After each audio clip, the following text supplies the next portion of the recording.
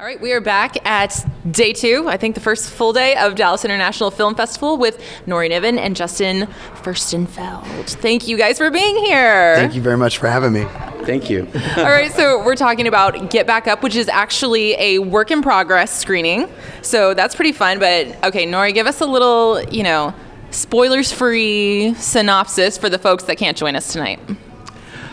If you don't know the band Blue October, you don't know Justin Furstenfeld, you will get to know him in this film. You'll get to hear his journey, hear his story that speaks to anyone and everyone in the world, I think, that's ever had any sorrow in their lives and have come through it. It's a story of redemption, of an unequaled examination of a rock star, absolutely probably the most honest rock doc I can imagine having been a part of. So we're just thrilled to have people see it. Yeah. And we say it's a work in progress, but I think the audience tonight's going to be blown away. Pretty close. Yeah. Now, you haven't seen it yet, have you? Let me explain something to you. I'm in a band, and I write music for a living, and I write poetry, and I'm a performer. I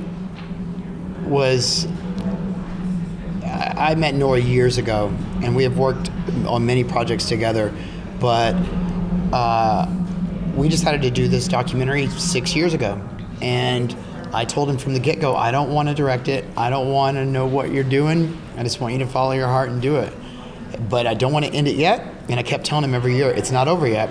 It's not over yet. It's not over yet. And 6 years later, it's over. And I tell you, it was the hardest thing the other night to sit with my wife and watch it after 6 years of going, because it's his eyes. I had no part in making it. It was this man. I just had to be me for 6 years. Mm-hmm.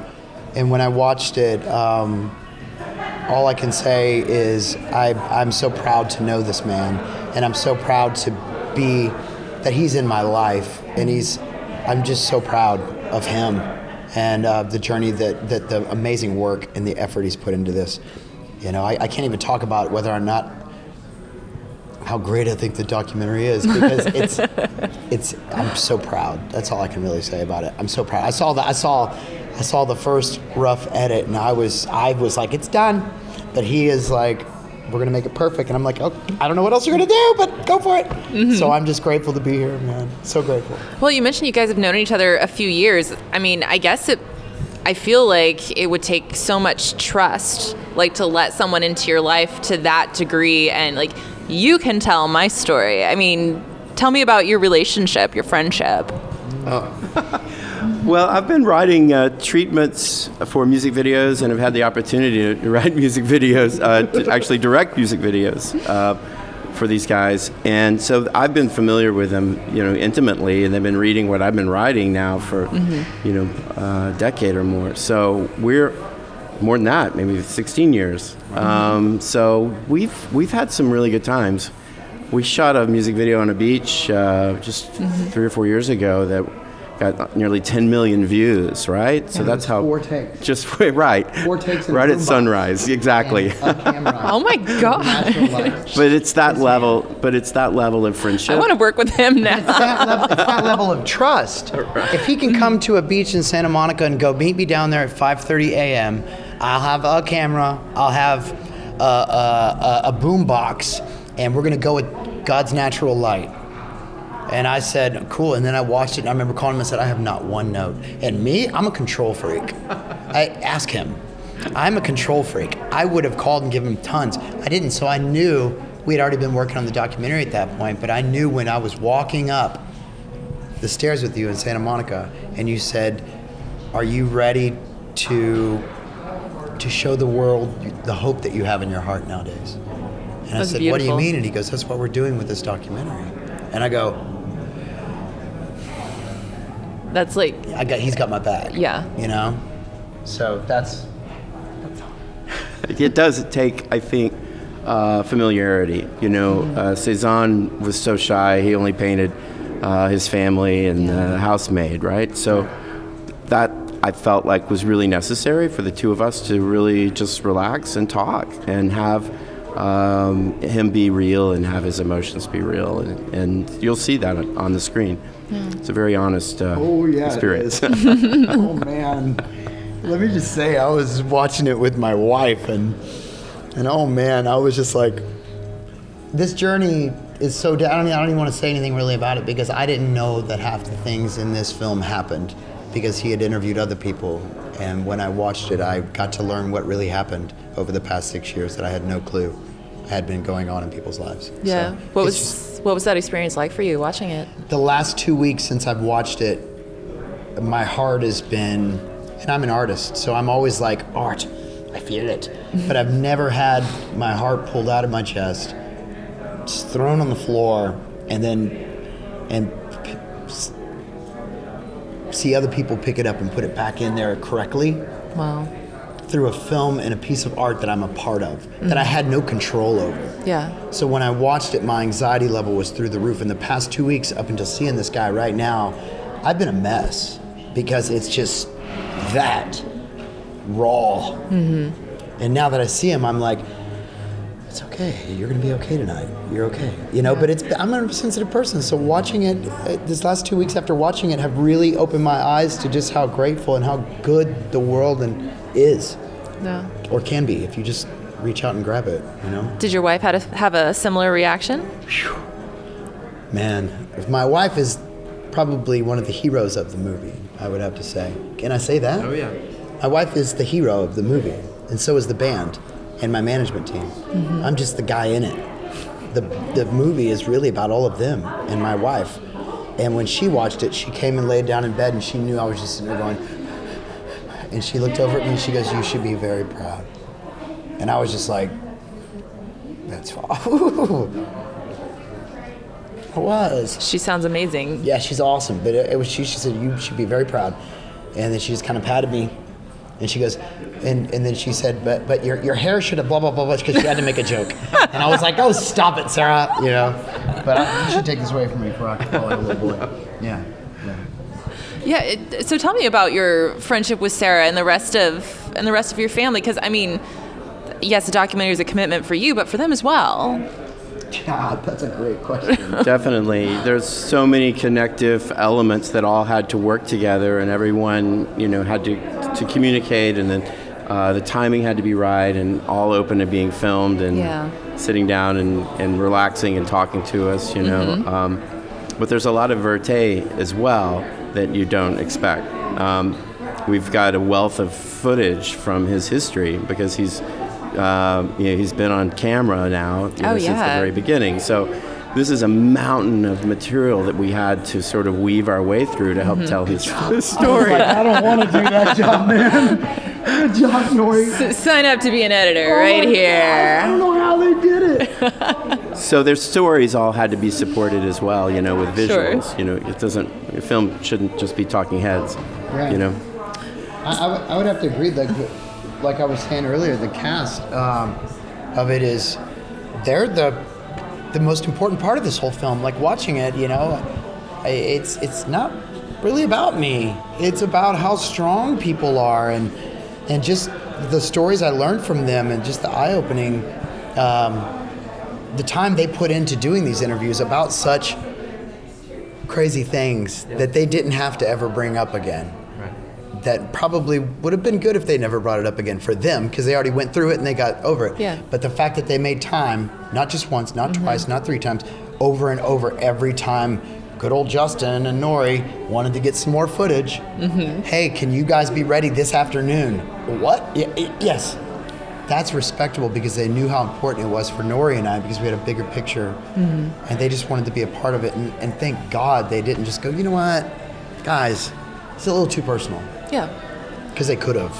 Yeah, that's what I was going to ask, if there was ever a moment where Justin or anybody else that we need to zoom out now. You know what I mean?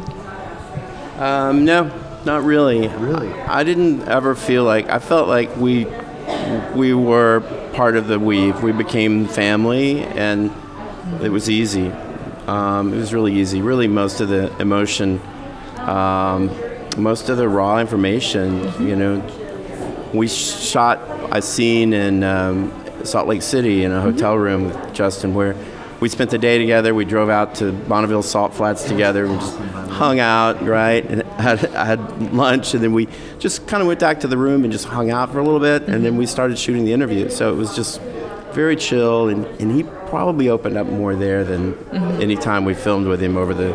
And that was 4 years ago when I know. we did that. I know. That was 4 years ago. This has really been a long time in the works. 6 years. Almost 6 years. So that's why when you ask me these questions, I have to, because I didn't know what these people said on their interviews. He scheduled them, and he'd go to their houses and spend time with their families, and all the cast members. I was never in a room or with him going, maybe you should ask him. Yeah. Well, maybe you should look a little better. Hey, don't say that. Don't say that. Don't talk about that. Don't talk about how skinny I look. You know what I'm saying? So it was a very big trust thing, and I'm just honored to know the people that were in the film. That's the main thing I take away from it, is just how blessed I am to have friends and family like that. That's what I walked away from it with. Yeah. Just, wow, people that God put in my life. It's insane. Well, I'm wondering, you've done lots of music videos and music documentaries, including concert documentary for Blue October. So what is one of the things that sets this apart from documentaries that involved other artists? I'm not going to name names, but I'm a big fan of rock documentaries, Yeah. and so many take the safe route. They've Sure. become a commercial for the band.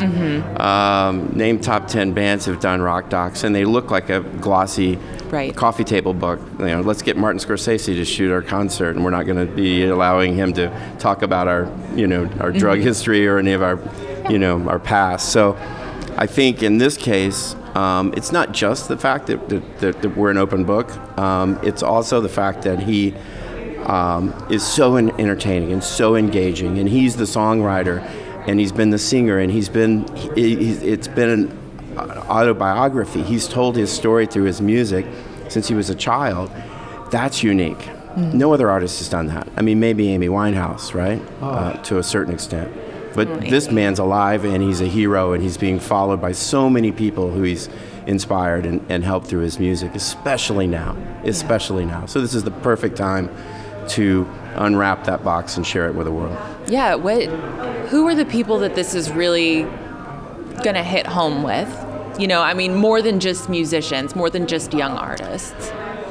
I would say everyone. If you've ever experienced sadness or depression in your life over anything, loss, look at the comments under his music videos, and you'll see people saying, my brother died last year and I've been suffering, but I listened to your music, I watched this music video. I want that to be the experience. I want this to be a 90-minute well of hope for people to go put in their Blu-ray player, or to watch on their computer screens and put their headphones on when they're being sad or they're having a moment of depression, to be able to lift themselves up. And that's a 90-minute experience versus a 3.5-minute music video. Right. It's super powerful. I love that. I was thinking, if anybody ever asked me, and this is the first time I'm going to say it, what is my goal with this? After watching Norry's brilliant portrayal, the one thing I would say is that there is a solution if you want help. That's what I take away from it. There is a solution, and life is beautiful if you want it. That's what I take away from it. And that affects everyone, I think. Absolutely. Everyone. So, here, the mic. Yeah, no, you're good. You talked about if you go to YouTube and check out some music videos and the scads of comments below, and you were talking about you're a poet as well. I try. Yeah. Write give words yourself on a some piece of paper, and they come up as color, and they make me feel things as I read it. That's it. poem right here. It's being born right before us. Wait, what do you think about it? Is that so I trying to use myself as an example, and I'm going to ramble, and you'll just have to forgive me now. I love rambling. So I hated writing growing up. Hated English class. Loved to read, but I hated writing. Because, when you're a kid, it's all, this is how you diagram a sentence. And I didn't like it. So when I was 14, I lost someone for the first time. And I didn't feel like I had anyone that I could discuss it with, unpack it with, because my parents are grieving as well. And so you don't know, and my siblings are grieving as well. So I had gotten a poetry project from an English teacher. Wow. And, you don't have a choice. You have to write something. Gotta do it. And so, that was kind of the only ink pot, if you will, that I had to go from at that time.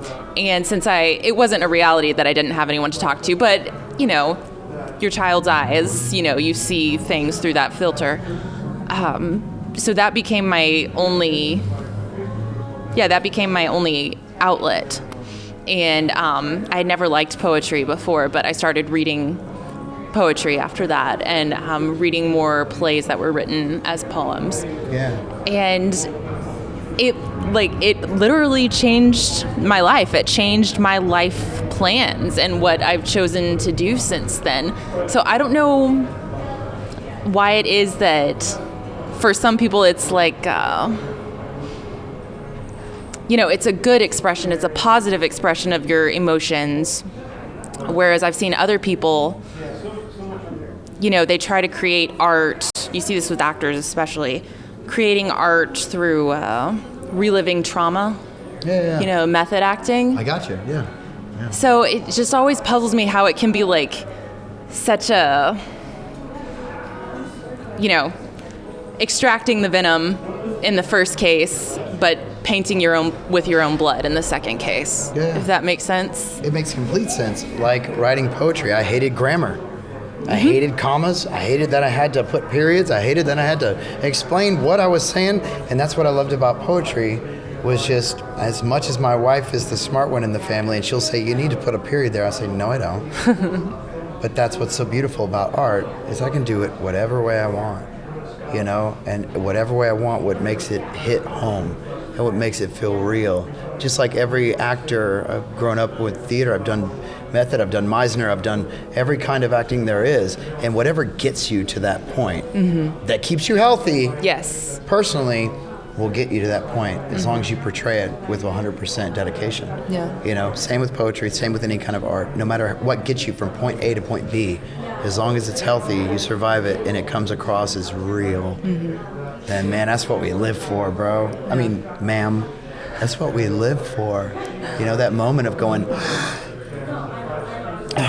but I bet sometimes when you're writing in that little journal that the floodgates opened, and for the first time you were able to express that pain. Yeah, it was. Thank God for that journal. Absolutely. Yeah. Okay, but what if, like I'm referencing actors again. Yeah. Actors are not the only people that do it. Not going to blame them for anything. But, stuff like method acting can so often go wrong. With the wrong teacher, the wrong director, things can get dangerous. So, when you're writing, what is your word to yourself and your word to other young artists about how you keep yourself emotionally safe instead of, like I said, painting with your own blood, Really? This is you. My manager and I were discussing this on the way here. I just played him 8 new songs for the new album, and there was one where before I played it, I said, I'm going to have to warn you, this might make you worry about me again. But it was said perfectly. A lot of things go on in our lives where we're never going to be able to control them. And my wife and I were sitting around the other night, and she said, I'm worried about you. I'm worried that you're going to put too much faith and hope into this situation, that when it doesn't come out, that you might lose your mind. And I said, no, you don't need to worry about that. And she goes, why? And I said, because I'm able to write about it again. I'm able to open that door and it just comes out. That's when I know that it's right, and that I'm surrounded with beautiful people in my life, because I played that for my manager, and he didn't go, what the hell's wrong with you? He went, that's probably some of the most beautiful things you've ever said. And that's when I know that it's all about who you surround yourself with, the team you have, the healthy living and lifestyle that you have, because you can regurgitate pain over and over again and it can consume you, but that's not healthy. Yeah. That's not healthy. But when you can open up to your wife or your manager or people like Norry and go, I need to get this out. and then it scares them in their emotion, but they know it's not you. Oh, there's something so priceless about that. Something so priceless. Baby, I'm not going to lose my mind. I can write about it. I've been writing about it. And she goes, okay, good. That's the best thing in the world, because she knows that's my thing. Yeah. You know? Yeah. How do you, I mean, when people you're talking to, or you yourself when you're doing art, how do you stay on the straight line, you know, not let yourself get into too deep of water? As a filmmaker? Yeah, and with especially when you're conducting interviews for a documentary, you don't want to push everybody too far. I think every actor, every human's different. They're all children. Every child's different. Different subjects desire or want different things. Justin is multifaceted. I mean, if you see a stage show, for example, his stage presence will blow you away. I mean, it's insane. It's one of the best performances I've ever seen in my life, seeing him on stage. And yet, he also can not be that gregarious, person up there. He can be, as you're seeing, really soft and sensitive and quiet man as well. So I just have to respect that. When he goes, we want to see that. It's just like working with children. Yeah. It's their world. It's their world, right? It's not our world. I mean, I'm not going to direct it, or it becomes fake, right? We're not going to script it. There was a popular rock doc that came out last year that had a screenwriting credit, and I was like, wait a minute. Do what now? Why did they write a screenplay for something they should just sit back and watch for a decade or more? Yeah. Which is what we were able to do, luckily. Wow. And I'm learning this whole process, because so hearing things like that, or the method acting, or Meisner technique, or things like that, I'm just now getting into this, and it's so exciting. I have so much to learn. So in the summers, I'm going to take more classes on theater. There's so much to learn in film, and I'm just lucky enough to be working with this man, because he's so gentle at it. He's so gentle at it. I've worked with other people that say, well, how did it make you feel when you were on the floor and just really, and I'm just uncomfortable. Ugh. Make me feel dirty. Yes. This guy's like, hey, bro, what's up? And he talks so quiet and so calm. It's so weird. Even my wife said that. I love Norry, because he talks to me like I'm meditating. And I'm just like, that's Norry. Mr. Meditator. I don't know if you meditate, but your voice is very meditative. Oh, yeah. Very calming. I want a recording. Too sweet. Yeah. Soothing. All right. Last one before we go. Where can people see it? If they're not going to be here with us tonight, how do they catch up with you? We are currently talking to some distribution companies. Awesome. There's a lot of buzz going on behind the scenes right now. We're really excited. It'll be in the public eye, I would say, easily within the next 3 or 4 months. Nice. Hopefully. And we're not officially premiering. By the way, it's a work in progress, sort of a internal screening. Awesome. We're not sure where we'll premiere, but we'll make sure That's okay. that Diff knows. Awesome. Right. Well, guys, thank you again for coming in, and congratulations on the documentary. Thank you so much for the exposure tonight, by the way. We really appreciate that. Thank you. The opportunity. Thank you. Thank you for the opportunity.